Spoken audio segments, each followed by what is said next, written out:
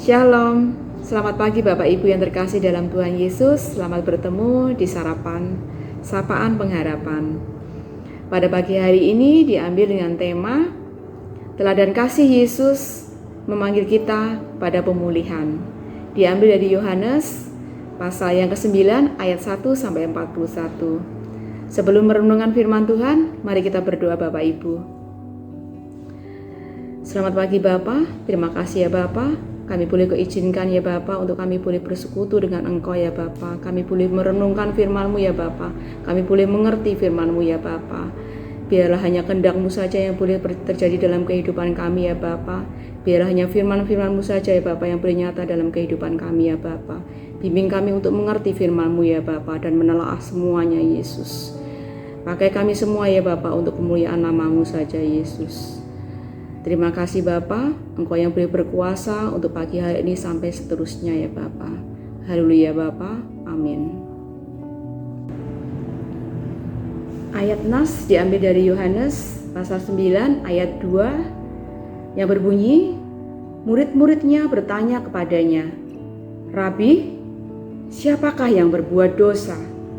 Orang ini sendiri atau orang tuanya sehingga ia dilahirkan buta?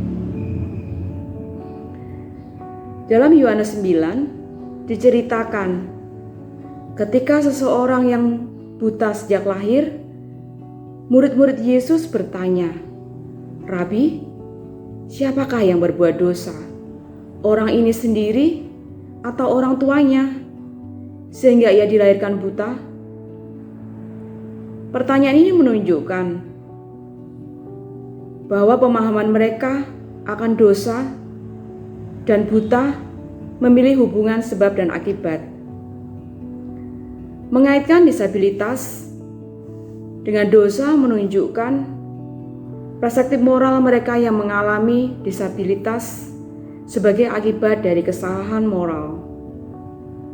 Tidak hanya orang-orang zaman dahulu, masa kini pun masih ada orang-orang yang berpendapat bahwa setiap penderitaan termasuk disabilitas disebabkan dosa tertentu. Inilah pengertian yang dimiliki orang-orang pada zaman Yesus. Jika orang tuanya lah yang berdosa, tentu lebih mudah dipahami. Namun Yesus tidak setuju dengan pandangan ini, sehingga dengan tegas ia berkata, bukan dia dan bukan juga orang tuanya. Disabilitas merupakan kenyataan yang ada dalam dunia, yang penyebabnya tidak selalu bisa dijelaskan. Ada yang bisa dan ada yang tidak bisa. Kenyataan inilah yang membuat Yesus berkata bahwa pekerjaan-pekerjaan Allah harus dinyatakan di dalam Dia. Pekerjaan Allah nyata melalui Yesus yang mencoba memulihkan penglihatan orang yang buta sejak lahir tersebut. Ketika orang tersebut melek matanya, Yesus pun juga hendak memulihkan keadaannya secara sosial, sekalipun tetap ada penolakan dari tetangga, orang-orang Farisi, bahkan orang tuanya sendiri. Tak ketinggalan, Yesus juga hendak memulihkan dirinya dengan menjadi seorang sahabat bagi orang yang sudah melek matanya tersebut.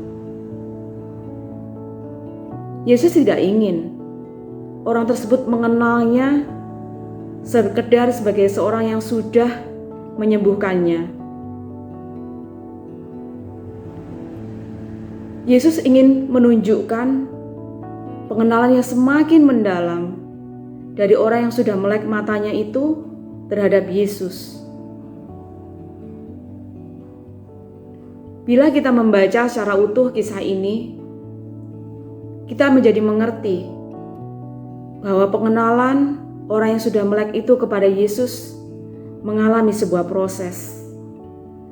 Mulai dari Yesus adalah seorang yang memelekkan matanya,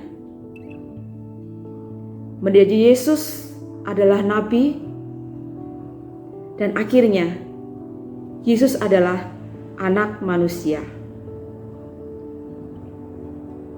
Dengan mengenal siapa Yesus dan percaya kepadanya, orang yang sudah melek itu mengalami keutuhan diri. Dia tidak hanya mengalami pemulihan penglihatan fisik, tetapi juga pemulihan penglihatan spiritual. Sedangkan orang-orang Farisi yang tidak memerlukan pemulihan penglihatan fisik menolak penglihatan spiritualitas. Sekalipun secara sosial orang yang sudah melek itu gagal mengalami pemulihan, namun pemulihan spiritual yang dialaminya memberikan keutuhan diri baginya. Alangkah indahnya jika ia pun mengalami pemulihan sosial ketika ada perjuangan tentang kesamaan hak, keadilan, dan kesetaraan bagi penyandang disabilitas. Untuk melawan ketidakadilan, melawan peremehan, penyingkiran, dan penolakan. Karena dengan demikian, kita akhirnya telah meneladani Yesus yang menjadikan dirinya sebagai sahabat bagi siapapun. Tak terkecuali para penyandang disabilitas. Inilah tugas kita untuk memberikan ruang dan penerimaan para penyandang disabilitas.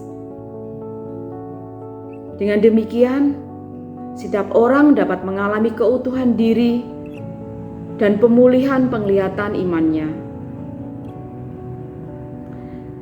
Pertanyaan refleksinya, sejauh mana kita mengembangkan keramah tamahan dan persahabatan yang tulus bagi penyandang disabilitas?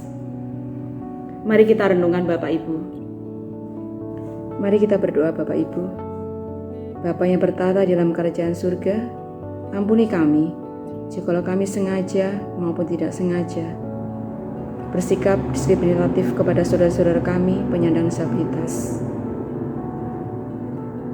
Kami rindu adanya pemulihan sosial dan ada solidaritas bagi saudara-saudara penyandang disabilitas dimanapun mereka berada.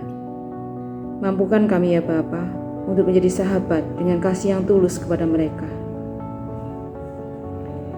Inilah doa kami ya Tuhan, biarlah kehendak-Mu yang terjadi. Dalam nama Tuhan Yesus kami berdoa. Amin. Terima kasih Bapak Ibu, selamat beraktivitas, Tuhan Yesus memberkati.